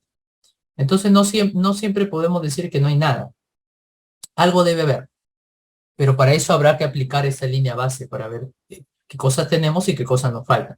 En base a lo que te falte, tendrás que ir implementando justamente todo eso. El punto que sigue es el IPER, miren. El IPER viene a ser otro punto fundamental en la gestión. Luego veremos el tema de los requisitos legales. Veremos, miren, el tema de implementar objetivos y metas. ¿A dónde quiero llegar yo con mi sistema de gestión? ¿Qué objetivos yo tengo? ¿Qué busco yo con mi sistema? ¿Qué quiero lograr? Disminuir accidentes, disminuir descansos médicos, capacitar más. ¿Qué objetivos yo me pongo en seguridad? Luego elaboro mi programa de seguridad, empiezo a programar mis actividades en el año, organizo mi sistema de gestión con la elección del comité, por ejemplo, y también manejo mi área propia de seguridad. Elaboro mi reglamento, que lo veremos la próxima semana. ¿Qué es ese reglamento? ¿Cómo se elabora? ¿Qué debe contener el reglamento? Y también capacito, brindo capacitaciones, ¿no? Que son las capacitaciones obligatorias, mínimo las 4 que hemos mencionado. Entonces ya una vez que yo planifico lo que voy a hacer, empiezo ya la etapa de implementación. Delego funciones, empiezo a aplicar lo que mi programa dice. Si mi programa me pide que yo haga capacitación este mes, bueno, cumplo con las capacitaciones. Si mi programa me pide que entrene en manejo de extintor y otras cosas más, bueno, hago mi entrenamiento ese mes. Trato de ser cumplido con el programa. Desarrollo mis capacitaciones. Empiezo a llenar mis registros. Cada capacitación que yo doy debe estar registrada. Debe haber un documento que asegure que he brindado esa capacitación. Y esos registros tienen que ser archivados, guardados en un libro, en un file, o escaneados para ser guardados en el sistema electrónico también. Tendré que brindar los entrenamientos en respuesta a emergencia, aplicaré simulacros también. Y elaboraré mi mapa de riesgos también como parte de la gestión y la implementación. También aplicaré verificación y acciones correctivas, dentro de los cuales, miren, aplicaré los monitoreos que decíamos, para ver en qué nivel estamos de ruido, de iluminación, de los químicos. Hay que monitorear para ver cómo estamos. Es como un examen que te haces para ver cómo va el avance, cómo va el cumplimiento. Las auditorías también, otro de los puntos importantes. Las auditorías permiten hacernos como un autoexamen para ver cómo estamos en el cumplimiento legal. Revisamos registros y aplicamos tanto auditorías internas como auditorías obligatorias, porque la ley también habla de que el Ministerio de Trabajo debe auditar. Bueno, un auditor registrado en el Ministerio debe visitar las empresas para auditar la seguridad también. Entonces, no solamente la auditoría interna, que es algo propio, sino también auditorías externas, como el caso de las obligatorias, que es la del Ministerio o un auditor del Ministerio. Y finalmente el gerente revisará, mira, el gerente revisará todo esto y dirá, a ver, ¿qué cosas cumpliste, qué cosas no cumpliste? Nunca hay perfección, siempre va a haber errores, cosas que por ahí se han escapado. Entonces, ahí viene la mejora, ¿no? Oye, ¿por qué no hiciste esto? Bueno, vas a tener que corregirlo. El gerente te dirá, mira, acá hay cosas que veo que se han pasado por alto. Téngalo presente para el próximo año, porque la seguridad siempre se planifica dentro de un año, se hace la gestión para un año. Por eso se habla de programa anual, de plan anual, todo es anual, porque se trata de proyectar a un año el cumplimiento. ¿Ya? Entonces, ahí tienes un resumen de todo lo que implica la Ley de Seguridad y Salud. La ley busca implementar un sistema de gestión. Hay etapas, como ven, etapas que hay que seguir para poderlo implementar. El empleador, miren esto, el empleador, quien maneja y quien tiene a su cargo la empresa, está obligado a garantizar en el centro de trabajo las condiciones que protejan la vida, la salud y el bienestar de los trabajadores, no solamente sus trabajadores propios, también las demás personas que prestan un servicio, que pueden ser terceros, proveedores, visitantes, etc. Noten nuevamente, el empleador está obligado a asegurar condiciones de salud. Es su obligación, mira. O sea, el empleador tiene que asegurar que en su lugar de trabajo esté todo ok, para que no haya accidentes, esté todo bien, para que no haya daños a la salud. No solamente para sus trabajadores, también para terceros, visitantes, etc. Para todos, mira. ¿Y por qué? ¿Por qué la ley le dice al empleador que haga eso? Porque la ley también dice aquí que el empleador es quien asume las implicancias justamente económicas, legales y otras a causa de un accidente o de una enfermedad. Miren, acá en ningún lado dice que el área de seguridad asume las implicancias económicas. En ningún lado de la ley dice, oye, el prevencionista de riesgos, a él lo vamos a llevar a juicio, porque como había un accidente, pero hay un prevencionista, oye, a él hay que enjuiciarlo, ¿no? O finalmente a él hay que descontarle de su sueldo porque, mira, ha ocurrido un accidente, le estamos pagando a este señor y ha pasado un accidente. Mira. No, en ningún lado dice eso. La ley habla de quien asume toda la responsabilidad, es el empleador, mira. El empleador asume la responsabilidad económica, el pago que se le tenga que hacer por algún tipo de reparación. La parte legal también, los procedimientos por parte de las entidades u otro tipo de implicancias que sufra este trabajador. Miren, y En esta lámina vamos a cerrar la clase de hoy para poder explicarla bien. Y nos queda algunos subtemas puntuales para el día jueves, unas laminitas finales, y ya el tema de la legislación sectorial y las últimas normas que lo veremos el día jueves. Miren lo que dice acá, en esta lámina final con la que quiero cerrar la clase de hoy. Responsabilidades del empleador en materia de seguridad. Y estas son las 3 tipos de responsabilidades que el empleador asume. Primero, hablamos de una responsabilidad civil. ¿Cómo es esto? Un trabajador puede sufrir algún tipo de lesión o daño en la empresa y producto de esta lesión el trabajador, supongamos que queda lisiado, queda en silla de ruedas, queda en cama postrado. El trabajador tiene todo el derecho de acudir a una vía judicial e imponer una denuncia a este empleador. Acudir a la vía civil. Y le pone una denuncia a la empresa. Claro, lógicamente acá hay una investigación de por medio. El juez llamará a ambas partes, les dirá, a ver, presenta tú tu sustento, tú también presenta tu sustento. Es un proceso tedioso como cualquier, pues, proceso judicial, pero con el tiempo, y si es que hay los medios, el trabajador tiene todo a su favor, tiene diríamos, los medios probatorios, tiene todos los argumentos, que finalmente se decide y se resuelve a favor del trabajador, puede haber el pago de una indemnización económica por los daños y perjuicios ocasionados en este caso. Ese pago, por lo general, por ejemplo, alguien que queda en un periodo de invalidez, muchas veces las reparaciones civiles son de por vida. O sea, la empresa queda, miren, la empresa queda prácticamente amarrada a pagarle a este trabajador de por vida su sueldo, porque le ha generado una lesión. Claro, dando el caso de que el trabajador gane ese juicio, ¿no? Miren hasta dónde podría llegar, en todo caso, esto, ¿no? A la vía judicial, y de ser beneficiado el trabajador, pues, cobraría ese dinero dependiendo el tipo de daño y, lógicamente, dependiendo la decisión que finalmente tome el juez, ¿no? Se verá. 2. Hay una responsabilidad que todavía es más delicada, que es la responsabilidad penal, ¿ya? Pero miren, el monto a pagar lo asumió el empleador.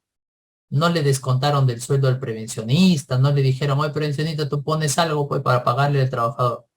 No, porque la responsabilidad es siempre del empleador. La ley lo ha determinado así.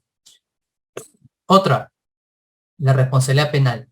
Y esto también es bien delicada, porque a raíz de lo que ocurrió en McDonald's, en 2019 se modificó el Código Penal, específicamente el artículo 168A del Código Penal, el cual habla de pena privativa, es decir, habla de cárcel.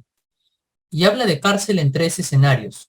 Primero dice ahí el que de forma flagrante, utilizo una palabrita, pero es muy similar a esto, el que de forma flagrante, es decir, el empleador que de forma, pues, diríamos, totalmente insegura, totalmente irresponsable, expone a su trabajador a un daño muy serio, hay pena privativa de 1 a 4 años. Por ejemplo, podría ser aquel empleador que dice, oye, trabajador, sube a un andamio, pero no he recibido capacitación, tú sube nomás, haz el trabajo. Sube, no le da EPPs, no le da nada, pero le obliga al trabajador a que suba a hacer un trabajo en altura. Ahí está, ojo, hasta ahí no ocurrió ningún accidente. Puede ser que el trabajador no sufra ningún accidente, pero ya estás exponiéndole un grave daño y por eso ya hay cárcel, de 1 a 4 años. Ahora, el escenario cambia cuando hay accidentes. ¿Por qué? Porque cuando hay un accidente grave, producto de la inobservancia, justamente de la irresponsabilidad de este empleador, hay un periodo de pena privativa de 3 a 6 años de cárcel. Si es que hay un accidente grave. Y si es que hay un accidente mortal, hay de 4 a 8 años de pena privativa. 4 a 8 años de cárcel, imagínate. Lo cual es realmente serio. ¿Hay experiencias de esto? Todavía no hay. No he visto que en el Perú haya alguna experiencia similar al respecto de tema de cárcel. ¿Por qué? Porque esto, lógicamente, hay varios filtros que se llevan a este proceso. En muchos casos el juez busca una conciliación, busca un arreglo entre la empresa y el trabajador. Busca que, no sé, que la empresa le pague algo al trabajador, que los dos se pongan de acuerdo y que quede saneado el proceso, porque es un tema que tarda, ¿no? O sea, el proceso penal tarda años para que salga una resolución de cárcel para un empleador. Eso ha conllevado que a la fecha no haya todavía experiencias al respecto, ¿ya? Y finalmente la responsabilidad administrativa que tiene que ver con el tema de las multas y sanciones impuestas por SUNAFIL. Cuando SUNAFIL visita una empresa y encuentra que no están cumpliendo, por ejemplo, no tienen hiper, no tienen comité, lo que va a hacer es que va a imponer una multa, una infracción, por no tener estas herramientas de gestión.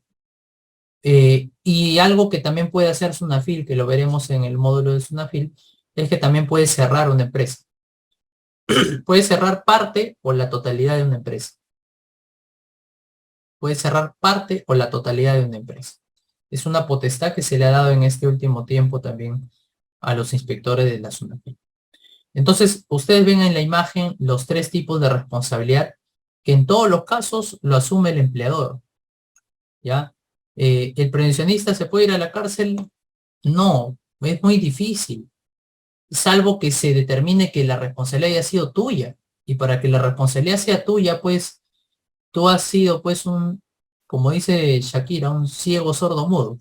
Porque o viste algo y no hiciste nada al respecto, te hiciste el sordo porque te dijeron, oye, están haciendo un trabajo de alto riesgo y tú no quisiste ni siquiera mirarlo, ni siquiera acercarte. Y lo que es peor, tú por voluntad propia firmaste, posiblemente diste el visto bueno para que firmen para un trabajo de alto riesgo. Por ejemplo, tú firmaste el ATS, firmaste el PETAR, sabiendo que ese trabajo no tenía ningún tipo de norma, ningún tipo de estándar de seguridad, y tú aún así le dijiste, yo pongo mi firma.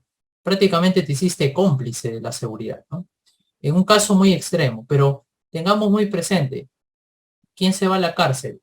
Se va a la cárcel el que ha cometido un delito. No se va a la cárcel alguien que no hizo su trabajo. Alguien por ahí me dijo una vez, pero qué pasa, profe, si el prevencionista se queda dormido, el trabajador se cae? Bueno, ahí habrá un incumplimiento de su función. Posiblemente al prevencionista se le dijo que esté atento al trabajo y él se durmió, pero no tiene que ver con que él haya sido un irresponsable en cuanto a que haya mandado a alguien a hacer un trabajo sin capacitación. Es muy distinto. Claro, la clase ha quedado grabada, Jorge, por si acaso, en el aula virtual. Las clases se visualizan 24 horas después de aparece la visualización en el aula virtual. O sea, mañana por la noche recién aparecerá la grabación en el aula virtual, donde también hay materiales que estamos adjuntando también. ¿Ya? Muy bien, hasta acá les dije que íbamos a terminar para estas últimas láminas, completarlas el día jueves, y veremos también la normativa sectorial. ¿Hasta aquí alguna pregunta por parte de ustedes? ¿Hasta aquí alguna pregunta por parte de ustedes? Se nos ha pasado rápido la primera clase. Ingeniero, Adelante, Antonio. ¿puedo hacer la plataforma para ver las clases grabadas? Ahí le vamos a brindar la información al grupo de WhatsApp sobre el link de acceso a la plataforma. Voy a pedirles que le envíen ahí al grupo de WhatsApp, al equipo académico, para que ahí revisen los materiales y todo. Pierdan cuidado, les voy a indicar eso al equipo académico para que justamente les dé todas las facilidades de ingreso a la plataforma y ello. ¿Ya? ¿Estamos claros? Ahora, una consulta final. Ya quiero aprovechar antes de irnos rapidito. Esta es una consulta que quiero hacerles a todos. ¿Ya? Yo sé que la mayoría de los aquí presentes se encuentran laborando. Sé que varios de ustedes estudian, trabajan. Las distancias también muchas veces nos juegan una mala pasada. A veces tenemos que conectarnos por el teléfono. Uno de sus compañeros, por ejemplo, me indicó al interno que estaba justamente en el carro, miren. Nos han dado pues acá en el equipo a Company la libertad de poder adecuar un poquito el horario, y por eso les hago esta consulta. Quizá alguno de ustedes prefiera que el horario se suba un poquito más, por ejemplo 8:30. Tenemos la posibilidad hasta incluso de empezar a las 9, para que la clase, por ejemplo, sea de 9 a 11 o de 8:30 a 10:30. Esta consulta les hago, porque como somos un grupo chico, grupo pequeño, vamos a poderlo manejar mejor. Pero les hago la consulta y a ver, no tengo acá la opción de poder hacer una votación, pero sí me gustaría quizá que me comenten al interno si están de acuerdo con el horario como está, de los lunes y jueves de 8 a 10, o creen que se pueda subir una media horita, si es que lo desean. Alguno de ustedes por ahí me dijo que estaba, que podía llegar un poco tarde, y nos gustaría que estemos todos de acuerdo, ¿no? No hay problema por ese lado. Igual, si deseen que se mantenga, se mantenga. Yo, por ejemplo, también termino en otras actividades un poco lejos de mi domicilio y estoy llegando así raspando también. Pero priorizo lo que ustedes me dicen, ¿no? Priorizo lo de ustedes. ¿Están de acuerdo con el horario? ¿Prefieren que por ahí se pueda subir un poquito? ¿Están de acuerdo? Pongan su manito de que están de acuerdo también, no hay ningún problema. Y mantendríamos este horario de 8 a 10. A ver, hay hasta ahorita 4 que son casi la mitad, me dicen está bien. De 8 a 10 para mantenerlo. También se podría hacer una encuesta del grupo de WhatsApp, claro está. Por ahí si alguno de sus compañeros tiene esa dificultad del horario, infórmelo en el grupo para ver, quizá el resto pueda tomar en consideración ello y claro, lógicamente bajo aprobación de todos, por ahí poder acomodar un poco el horario, ¿ya? Pero si están de acuerdo también no hay problema, lo mantenemos también, ¿ya? No sé si por acá hay la opción de...